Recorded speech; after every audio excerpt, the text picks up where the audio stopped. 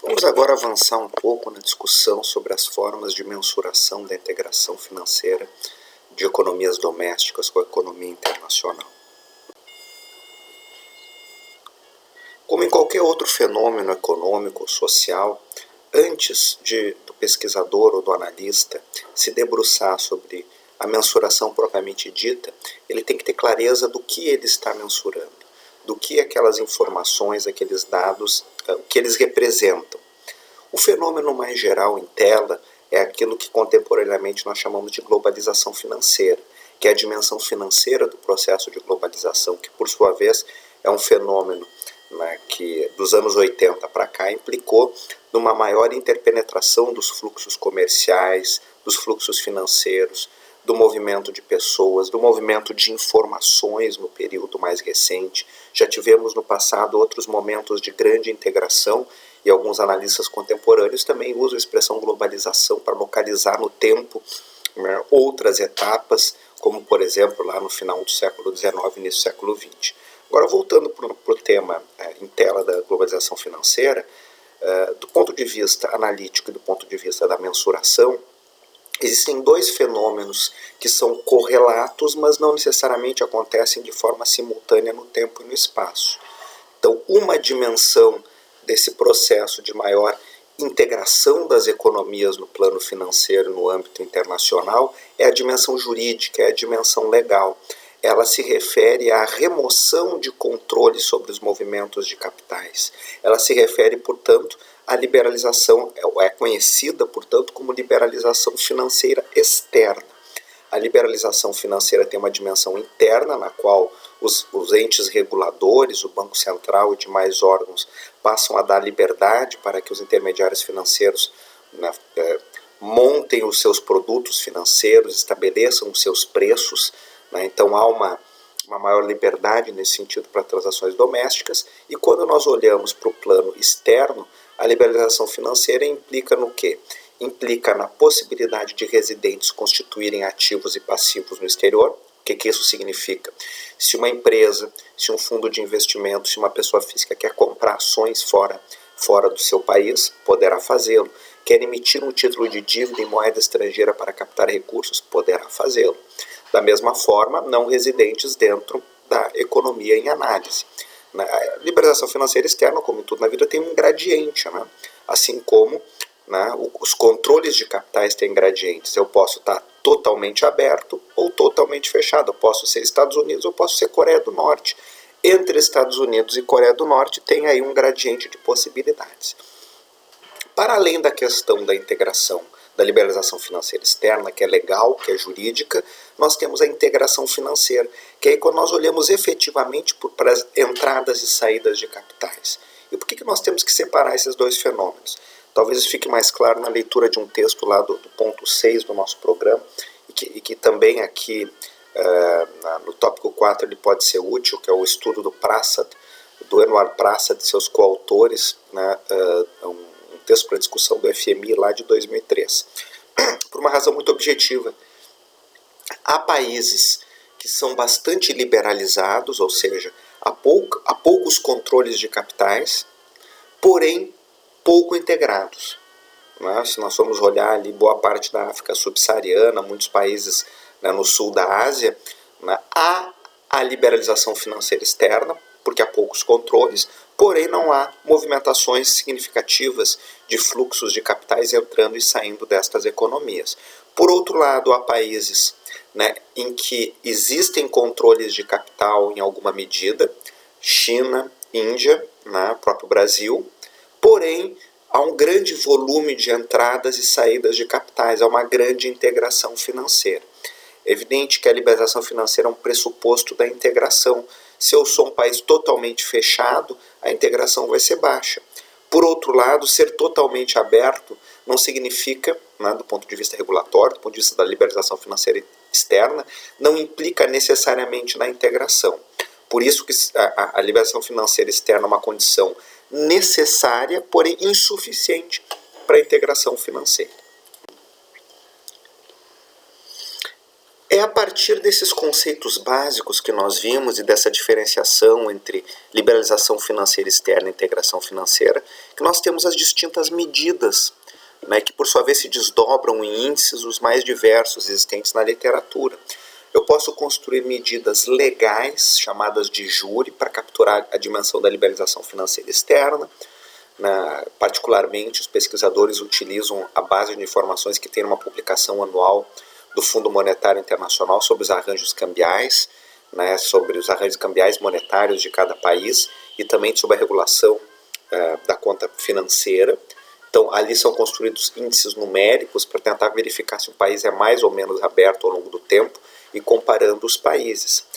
Nós vamos dar exemplos aí da literatura nesse sentido mais adiante. Também nós podemos olhar as medidas que consideram os fluxos e os estoques de capitais. Muitas dessas medidas vão em analogia aos indicadores de integração comercial. O mais utilizado, como nós sabemos, o índice de abertura comercial, é a soma em módulo de exportações com importações sobre o PIB. Por que dividir sobre o PIB? Para poder ter uma comparação ao longo do tempo. Se nós queremos perguntar, por exemplo, se hoje uma economia é mais ou menos integrada do que no final do século XIX, eu posso lá olhar o estoque de capital estrangeiro sobre PIB. Se esse estoque de capital estrangeiro sobre PIB cresceu ao longo do tempo, nós vamos observar uma maior integração. Se era 20% do PIB no final do século XIX e hoje é 50% do PIB, houve um crescimento em 30 pontos percentuais do PIB.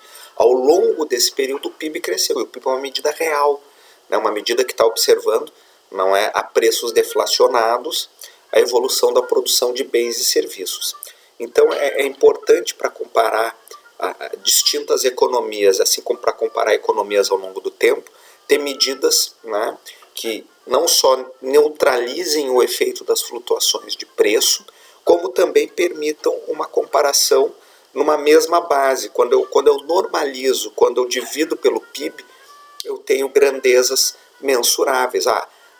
Aquele fluxo de capital ou aquele estoque de capital, como proporção ao tamanho da economia, comparativamente a outras economias, é muito ou é pouco, cresceu ou diminuiu. Então, mas são medidas de júri, de fato, são medidas que capturam a integração financeira externa. Da mesma forma, eu posso olhar para medidas de preço. Os preços eles revelam fenômenos como nós vimos lá nos modelos de determinação da taxa de câmbio. Nós dizíamos a condição de paridade de juros ela é plena quando há livre mobilidade de capitais. Então eu posso pegar e comparar a taxa de juros onshore e offshore e observar se essas diferenças são poucas. Na tendência é que se há livre mobilidade de capitais, estatisticamente essas diferenças tendam a se anular, ou pelo menos eu não tenho um comportamento tendencial de manter essas diferenças, ao que se chama do retorno à média. Há uma tendência de que esses preços se comportem de forma muito próxima. Há diferenças, por óbvio, por diferenças de custos de transação, porém o comportamento tende a ser muito próximo. Por quê? Porque existe arbitragem. Então, diferenciais de preço são explorados por estratégias de arbitragem, e eles tendem a se anular quando há livre mobilidade de capitais. Então, olhar para as condições de paridade de juros, a hipótese de Fischer é uma forma indireta de verificar se de fato aquele ambiente é de livre mobilidade de capitais, e olhando os dados, em alguma medida isso é observado, como nós vamos ver, as evidências do Obstfeld e do Taylor, que em períodos em que nós supomos haver maior integração, maior mobilidade de capitais, esses diferenciais são muito menores do que em períodos em que os controles de capitais são mais intensos.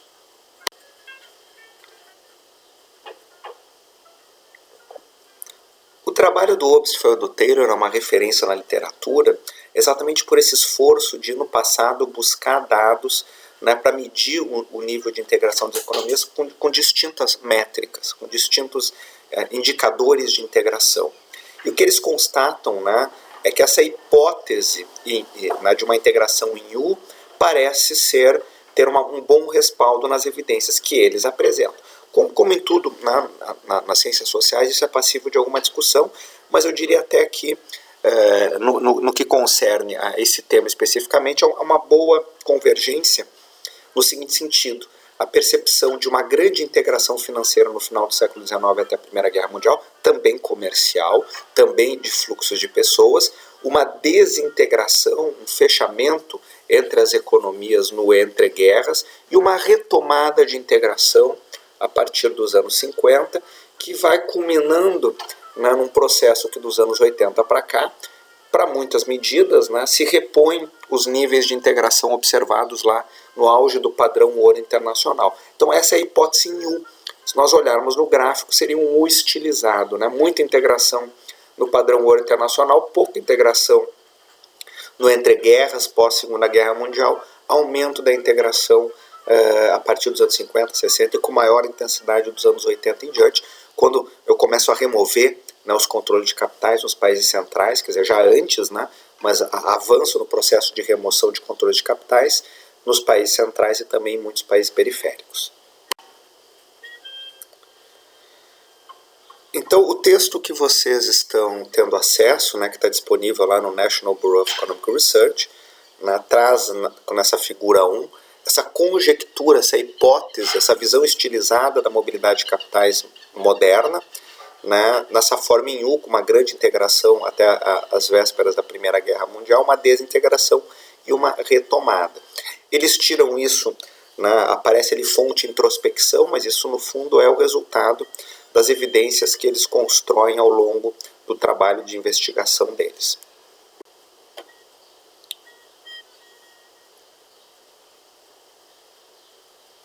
Como nós vimos, dos anos 70 para cá, né, nós temos estatísticas padronizadas do balanço de pagamentos. O balanço de pagamentos é em grande medida objeto de uma enorme padronização. Nós podemos ter diferenças de qualidade no acesso à informação, mas não na metodologia que vem lá do FMI, que os países adotam. O FMI também vai lá e fiscaliza se o emprego da metodologia está sendo correto. Então, dos anos 70 para cá, nós temos dados de fluxo. A partir daí, muitas medidas de estoque são construídas. Mais recentemente, com a disseminação, não é, da perspectiva da análise da posição internacional de investimento, também nós temos medidas de estoque de maior qualidade. Agora, quando nós vamos para o passado, antes dos anos 70 e mais remotamente, quando nós vamos para o século XIX, é muito mais difícil ter medidas padronizadas. É um trabalho de historiador, né, de reconstituição de séries históricas a partir de fontes primárias, quer seja o balanço de bancos, né, os registros financeiros das bolsas de valores e outras fontes oficiais que permitam reconstituir isso. Para alguns países essas informações eram organizadas, particularmente os países mais avançados, provedores de capital. Para outros, os receptores menos desenvolvidos, não. Então, essa é uma dificuldade. Muitas séries de preços são antigas. Eu tenho séries de preços, né, de commodities, de ouro, de séculos.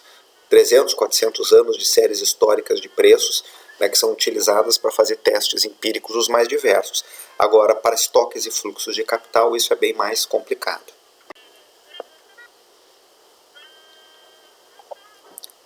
Dito isso, algumas evidências, né, se nós pegarmos aqui um estudo do Banco Mundial, do seu Global Development Report, lá no começo dos anos 2000, tem exatamente essa análise aqui dando conta de mostrar um ciclo de integração financeira muito grande entre a constituição do padrão ouro internacional na década de 1870 e a Primeira Guerra Mundial, a dimensão financeira que é medida por estoque de capital estrangeiro com proporção do PIB dos países receptores, também em termos de comércio internacional e fluxo de imigrantes para os Estados Unidos. Depois esse recolhimento, esta retração nas medidas de integração e uma retomada que vai gradualmente a partir do pós-Segunda Guerra Mundial e ganhando uma maior força e intensidade dos anos 80 para cá. Esse estudo vai até o começo dos anos 2000.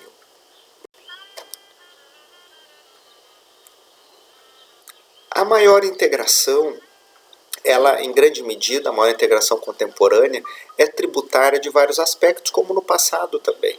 Ela é resultado de avanços nos transportes, nas tecnologias de comunicação. Lá no século XIX, a comunicação era por cabo, né, era o telégrafo, mas isso permitiu integrar as regiões econômicas. o grande avanço, as grandes revoluções de transportes tinham a ver primeiro com os canais que foram integrando os países internamente, na Europa principalmente, mas também nos Estados Unidos, reduzindo o custo do comércio brutalmente. Além dos canais, as ferrovias, já na segunda metade do século XIX, no transporte ultramarinho, a substituição dos barcos à vela e as várias tecnologias de barcos à vela, né? Mas dos barcos à vela pela questão do a vapor, né? Do barco a vapor. Então, o desenvolvimento, né, de formas de energia a partir da combustão interna e o emprego disso das mais diversas formas vai tornando as distâncias, né, menos problemáticas para serem enfrentadas e reduzindo os custos de transação para integração comercial, de um modo geral. No mundo contemporâneo também. Então, a ampliação da utilização de tecnologias de telefonia celular, o uso da internet. Para vocês terem uma ideia em termos de custo, também com base em estudos do FMI, né, uma ligação telefônica custava, a valores de hoje, perto de $150 um minuto, lá às vésperas da crise de 29. Contemporaneamente, quase que um século depois, nessa comunicação o custo tende a zero se ela é por via, né, utilizando mecanismos de internet e redes sociais, né, digamos que tem um custo fixo do acesso à banda e isso permite uma enorme utilização e transmissão de dados, como vocês bem sabem. Isso vai permitindo, aqui nós temos no gráfico 2, no gráfico 1 mostra a disseminação do uso dessas novas tecnologias nos anos 2000, e o gráfico 2 mostra os indicadores de integração, quer seja a integração comercial, né, em termos do indicador tradicional de exportações mais importações com proporção do PIB global, e o indicador de integração financeira, que é em analogia a esse, que é uma soma dos fluxos de entradas e saídas de capital, como proporção do PIB também. Né? Então são duas medidas que são utilizadas aqui, que nos permitem observar essa maior integração comercial e financeira, inclusive observar, né, que se nós pegarmos as médias de 95, 2004, 2005, 2014, conforme está o estudo, a intensidade da integração financeira, que é essa dimensão que nós estamos olhando, torna-se maior do que a integração comercial propriamente dita.